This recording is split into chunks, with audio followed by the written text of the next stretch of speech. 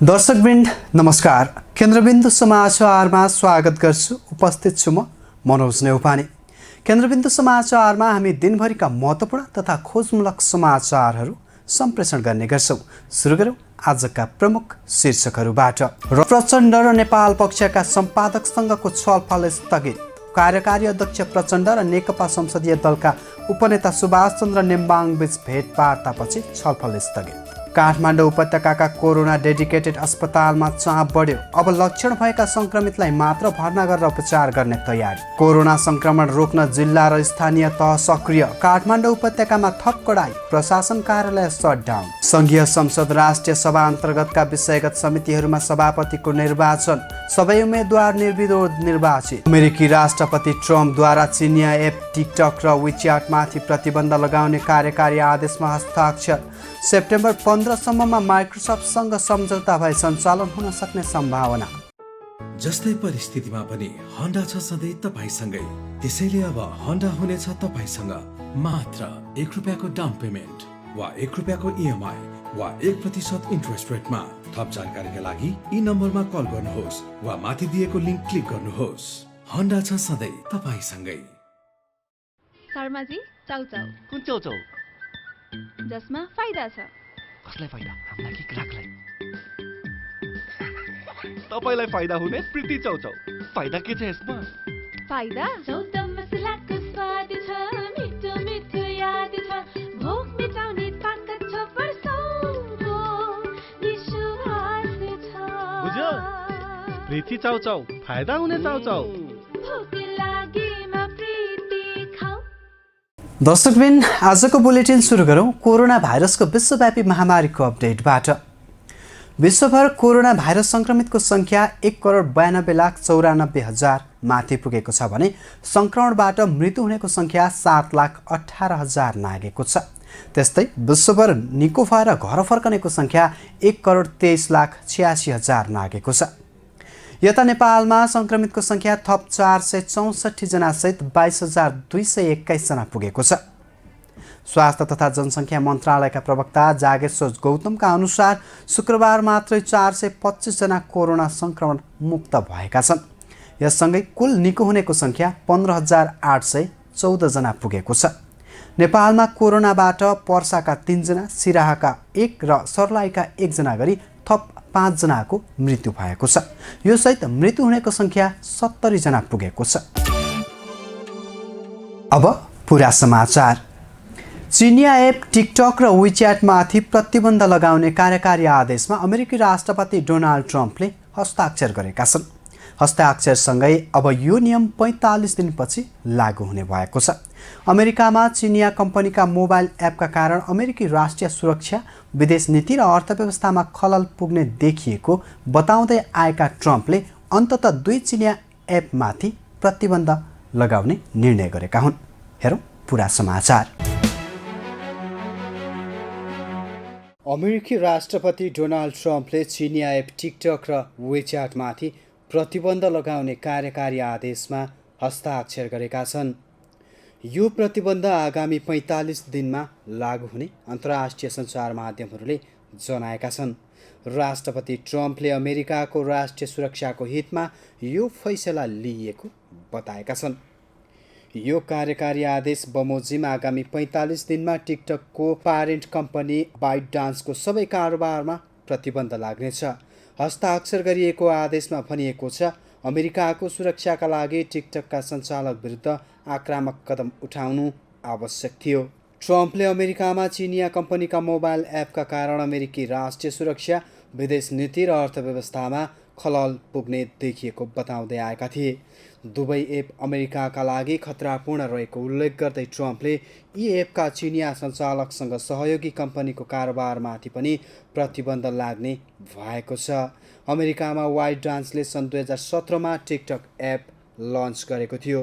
त्यसपछि उसले म्युजिकल्ली नामक भिडियो एप किनेको थियो, जुन एप अमेरिका र युरोपमा निकै लोकप्रिय भएको थियो। विश्वभर टिकटकका प्रयोगकर्ता करिब 50 करोड छन् भने अमेरिकामा मात्रै करिब 8 करोड प्रयोगकर्ता रहेका छन्। टिकटक युवा पुस्तामाझ निकै लोकप्रिय एप हो। 20 वर्ष वा त्योभन्दा कम उमेरका युवा पुस्तामाझ टिकटक निकै लोकप्रिय रहेको अन्तर्राष्ट्रिय सञ्चार माध्यमहरूमा उल्लेख गरिएको छ। अमेरिकी अधिकारीहरूले वाइट डान्सले टिकटक मार्फत अमेरिकी नागरिकका सूचना चिनिया सरकारसम्म पुग्न सक्ने आशंका व्यक्त गरेसँगै त्यहाँ टिकटक बन्द गर्ने निर्णय भएको थियो। यद्यपि अमेरिकी कम्पनी माइक्रोसफ्टले अमेरिकामा टिकटक सञ्चालनका बाइट डान्ससँग हाल कुरा गरिरहेको बताएको छ। सेप्टेम्बर 15सम्म दुई कम्पनीबीच सम्झौता हुन सक्ने अन्तर्राष्ट्रिय सञ्चार माध्यमहरूमा उल्लेख गरिएको छ। तर राष्ट्रपति ट्रम्पले कार्यकारी आदेशमा हस्ताक्षर गरेपछि भने यसमा आशंका व्यक्त गरिएको छ। माइक्रोसफ्टले अमेरिका, क्यानाडा, अस्ट्रेलिया, न्युजिल्यान्ड जस्ता देशमा टिकटकको अधिकार किन्ने बताएको थियो। माइक्रोसफ्टले सबै अमेरिकी टिकटक प्रयोगकर्ताको डेटा हस्तान्तरण गरिने र त्यो अमेरिकामै रहने बताएको थियो। तर राष्ट्रपति ट्रम्पले चिनिया एप टिकटक र विचेटमाथि प्रतिबन्ध लगाउने कार्यकारी आदेशमा हस्ताक्षर गरेपछि भने यो विषय गौण बनेर जाने आशंका गरिएको छ। शुक्रबार सङ्घीय संसद राष्ट्रिय सभा अन्तर्गतका विषयगत समितिहरूमा सभापतिको निर्वाचन सम्पन्न भएको छ। बिहिबार मनोनयन दर्ता हुँदा 4वटै समितिमा एक जनाको मात्रै उम्मेदवारी परेकाले सम्पन्न निर्वाचनमा सबै समितिका लागि सभापतिहरू निर्विरोध निर्वाचित भएका हुन्। अब पुरा समाचार। सङ्घीय संसद राष्ट्रिय सभा अन्तर्गतका विषयगत समितिहरूमा भएको सभापतिको निर्वाचनमा सबै समितिका सभापतिहरू निर्विरोध निर्वाचित भएका छन्। दिगो विकास तथा सुशासन समितिमा तारादेवी भट्ट, विधान व्यवस्थापन समितिमा परशुराम मेगी गुरुङ, प्रत्यायोजित व्यवस्थापन तथा सरकारी आश्वासन समितिमा रामनारायण बिडारी र राष्ट्रिय सरकार समन्वय समितिमा दिलकुमारी रावल थापा शुक्रबार निर्वाचित भएका हुन्। बिहिबार मनोनयन दर्ता हुँदा 4वटै समितिमा एक जनाको मात्रै उम्मेदवारी परेको थियो। त्यसैले उनीहरू निर्विरोध निर्वाचित घोषित भएका हुन्। प्रत्यायोजित व्यवस्थापन तथा सरकारी आश्वासन समितिमा निर्वाचित हुनुभएका रामनारायण बिडारीले यसअघि प्रत्यायोजित विधान, सरकारी आश्वासन र राष्ट्रिय महत्त्वका दस्तावेजहरूलाई व्यवस्थापन गर्ने कार्यको सुरुवात भएको र अब कार्यान्वयनमा जाने बेला भएको बताए। उनले सरकारलाई कानुन निर्माणमा सचेत गराउने, संवैधानिक अङ्गहरूलाई सचेत गराउने कार्यलाई प्रभावकारी बनाइने बताए। अनि एक्सनमै जाने हो। अब सरकारलाई छोडिन्न।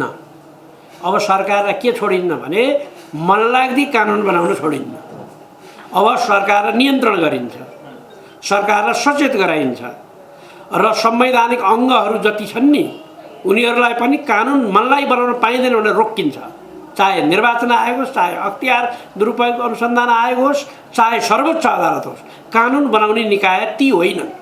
त्यसकारणले तिनीहरूले कानुन बनाउँदा पार्लियामेन्टलाई शिरोधार्य गरेर पार्लियामेन्टको जुरिस्डिक्सन नबिच्ने गरी संघीय संसदको चाहिँ नि क्षेत्राधिकारभित्र बसेर हामी चाहिँ उनीहरूलाई प्रत्यायोजित सम्बन्धमा निगरानी गर्छौँ, नियन्त्रण गर्छौँ, निर्देशन दिन्छौँ र त्यो कार्यान्वयन गराउँछौँ। दिगो विकास तथा सुशासन समितिका सभापति तारादेवी भट्टले समितिले यसअघि सुरु गरेका कार्यक्रमलाई पूर्णता दिँदै सरकारलाई थप सचेत बनाउने कामलाई अगाडि बढाउने बताए। उनले विभिन्न मन्त्रालय अन्तर्गत के काम भइराखेको छ र सरकारले के गरिरहेको छ भन्ने कुरामा ओभरसाइट गर्ने बताए।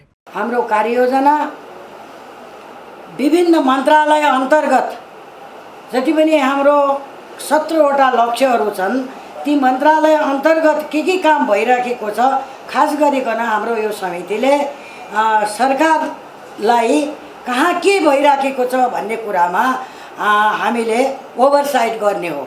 राष्ट्रिय सरकार तथा समन्वय समितिका सभापति दिलकुमारी रावल थापा पार्वतीले वार्षिक कार्ययोजना निर्माण गरी समितिका काम कारबारलाई अगाडि बढाउने प्रतिबद्धता व्यक्त गर्नुभयो। सरकारले सङ्क्रमण नियन्त्रणका लागि आवश्यक निर्णय गरेर कार्यान्वयन गर्न कोभिड-19 जिल्ला सङ्कट व्यवस्थापन केन्द्रलाई अधिकार दिएको छ। आफ्नो इलाकामा आवश्यक निर्णय गरी कार्यान्वयन गर्ने अधिकार स्थानीय तहलाई समेत छ। सोही अधिकारको उपयोग गर्दै स्थानीय तह र जिल्ला सङ्कट व्यवस्थापन केन्द्रले आवश्यकता अनुसार निर्णय गरी कार्यान्वयन गर्न थालेका छन्। मुलुकमा कोभिड-19 संक्रमणको जोखिम बढेपछि संक्रमण रोक्न सरकारबाट प्राप्त निर्देशन र ऐन नियमले दिएको अधिकार उपयोग गर्दै जिल्ला र स्थानीय तहले भूमिका बढाएका छन्। आफ्ना क्षेत्रमा देखिएको सङ्कट विश्लेषणका आधारमा जिल्ला र स्थानीय तह क्षेत्र अनुकूलको निर्णय गर्दै कोभिड-19 विरुद्ध सक्रिय भएका हुन्। गृह मन्त्रालयबाट प्राप्त विवरण अनुसार आजसम्म 18 जिल्लाले यस्तो निर्णय गरेर कार्यान्वयन थालेका हुन्। मुलुकका धेरै स्थानीय तहले पनि आवश्यक निर्णय गर्दै कार्यान्वयन गरिरहेको गृह मन्त्रालयका प्रवक्ता चक्रबहादुर बुढाले जानकारी दिए। जिल्लामा फरक फरक निर्णय भएको छ। कतै सेवा मात्र व्यवस्थापन गर्ने निर्णय भएको छ, कतै निषेधाज्ञा गरिएको छ र कुनै जिल्लाले निश्चित क्षेत्र मात्र सिल गरेका छन्। नेपाल सरकारको निर्णयले कोभिड-19 को संक्रमण रोक्न गत चैत 11 गतेदेखि झण्डै 4 महिना बन्दाबन्दीको आदेश कार्यान्वयन गरेको थियो। तर लकडाउनले जनजीवन नै प्रभावित हुन पुगेको निष्कर्षसहित यही साउन 5 गतेको मन्त्री परिषदको निर्णयले साउन 6 गतेदेखि औपचारिक रूपमा बन्दाबन्दी अन्त्य भएको घोषणा भयो। त्यस लगतै मानिसको चहलपहल लापरवाही बढ्यो। त्यसपछि बिस्तारै कोभिड-19 ले उग्र रूप लिन थाल्यो। अहिले दैनिक जसो 300-400 मानिसमा संक्रमण देखिन थालेको छ। सुरुदेखि नै भारतबाट आवाज जावत बढी भएको ठाउँमा देखिएको संक्रमण अहिले पनि भारततर्फ सिमाना जोडिएको तराईका क्षेत्रमा बढी छ। उपत्यका पनि जोखिममा रहेको तथ्याङ्कले देखाएको छ। सरकारको निर्णय अनुसार अहिले जिल्ला र स्थानीय तहले समेत रोग नियन्त्रणका लागि आवश्यक निर्णय गर्ने अधिकार दिएको छ। ऐन नियम र सरकारको आदेश अनुसार नै जिल्ला र स्थानीय तह अहिले कोभिड-19 रोक्न सक्रिय भएर लागेका छन्। पहिले सरकारले गरेको निर्णय कार्यान्वयन गर्ने स्थानीय तह अहिले आफै निर्णय गर्दै कार्यान्वयन गरिरहेका छन्। प्राप्त विवरण अनुसार सप्तरी, धनुषा, नुवाकोट, बाँके, मोरङ, पर्सा, बारा, महोत्तरी, झापा, सुनसरी, बझाङ, दार्चुला, सर्लाही र स्याङ्जामा निषेधाज्ञा जारी गरिएको छ। त्यसमध्ये सप्तरी, सर्लाही, स्याङ्जा, बाँके, बारा, पर्सामा भने जिल्लाभर नै निषेधाज्ञा जारी गरिएको छ। यता काठमाडौँ, भक्तपुर र ललितपुर प्रशासन कार्यालयले 2 साताका लागि अत्यावश्यक बाहेक सबै सेवा बन्द गर्ने निर्णय भएको छ। प्रमुख जिल्ला अधिकारीहरूको आज बसेको बैठकले नाकाहरूमा समेत थप कडाई गर्ने, उपत्यकाभित्र कुनै किसिमको सभा, गोष्ठी, सेमिनार गर्न नपाइने निर्णय गरेको हो। त्यस्तै अन्य सरकारी, गैर सरकारी तथा निजी कार्यालयहरूलाई पनि सकेसम्म नियन्त्रित गर्ने भनिएको छ। सरकारले बिहीबारदेखि जोरबिजोर प्रणालीबाट सवारी साधन सञ्चालन गर्ने निर्णय गरेको थियो भने बेलुकी 9 बजेदेखि बिहान 5 बजेसम्म आवत जावतमा प्रतिबन्ध लगाएको छ। काठमाडौँ उपत्यकामा शुक्रबार मात्र 106 जनामा संक्रमण देखिएको छ। अहिलेसम्म उपत्यकामा मात्रै 992 जनामा संक्रमण पुष्टि भइसकेको छ। उपत्यकामा दिनहुँ कोभिड-19 का संक्रमितको संख्या बढेपछि कोभिड-19 तोकिएका डेडिकेटेड अस्पतालमा चाप बढेको छ। हेरौँ यो रिपोर्ट। शुक्रराज ट्रपिकल तथा सरुवा रोग अस्पताल, पाटन स्वास्थ्य विज्ञान प्रतिष्ठान र सशस्त्र प्रहरीको बलम्बो स्थित अस्पतालमा संक्रमितको भर्ना हुने संख्या बढिरहेको छ। अस्पतालमा क्षमताभन्दा बढी संक्रमित आउन थालेपछि बिरामी राख्ने शय्याको समेत अभाव हुन थालेको छ। पाटन अस्पतालमा कोभिड-19 का लागि छुट्याइएका 60 शय्या भरिएर थप 12 शय्या पनि संक्रमित राखेर उपचार गरिरहेको अस्पतालका निर्देशक डाक्टर विष्णुप्रसाद शर्माले जानकारी दिए।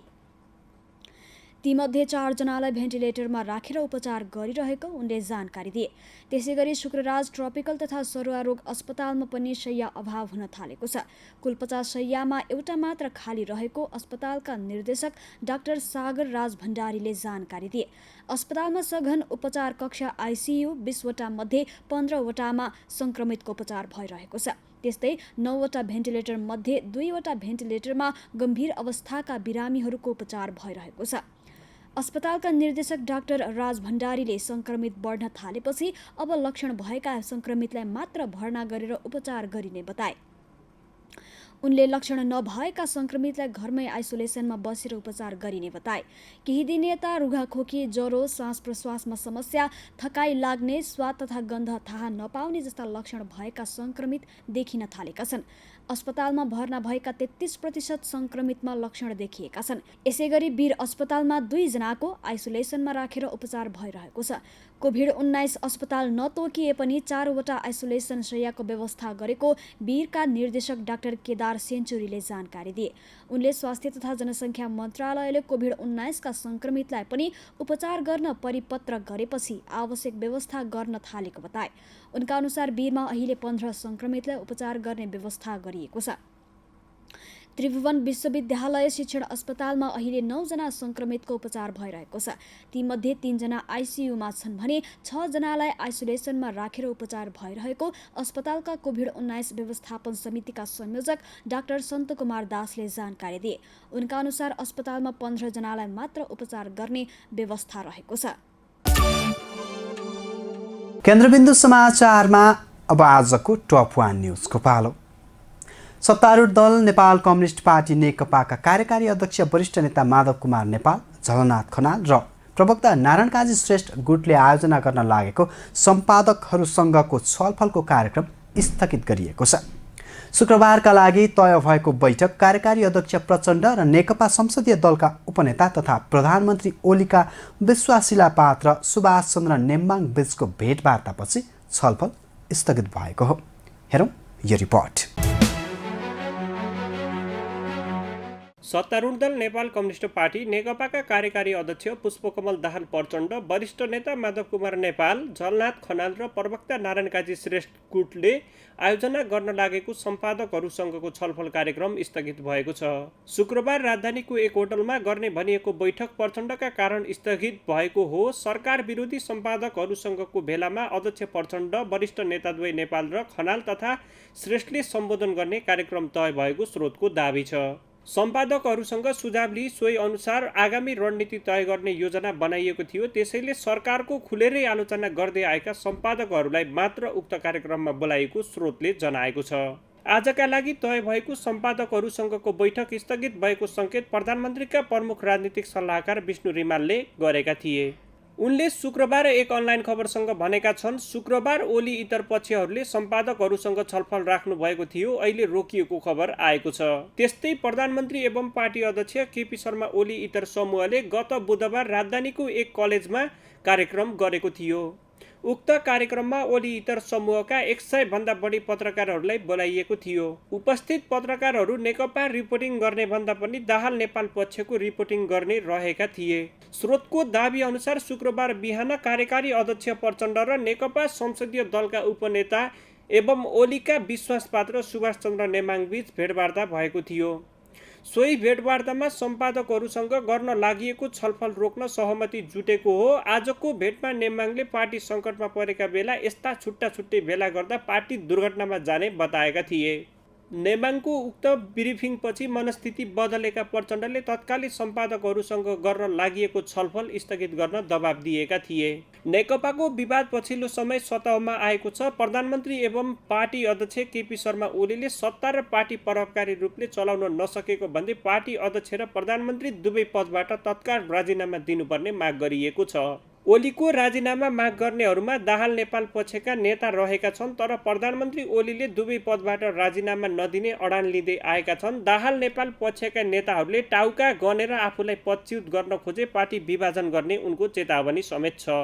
दुवै पक्ष आफ्नो अडानमा टस्कोमस नहुँदा नेकपा विवाद बढ्दै गएको छ। पार्टीभित्रको विवाद उत्कर्षमा पुगेका बेला दुवै पक्षका नेता तथा कार्यकर्ता आफ्नो माहौल बनाउन दौडधुप गरिरहेका छन्। सोही दौडधुप अनुसार दुवै पक्षले कहिले पत्रकारसँग, कहिले सम्पादकसँग छलफल र दिनकै आफू अनुकूलका पात्रसँग कोठे बैठक गर्दै आएका छन्। हस्त दर्शकवृन्द, आजको केन्द्रबिन्दु समाचार सकिएको छ। भोलि पुनः यसै समयमा उपस्थित हुने नै छौँ। तबसम्मका लागि बिदा दिनुहोस्। केन्द्रबिन्दु न्युज हेर्दै गर्नुहोला। नमस्कार।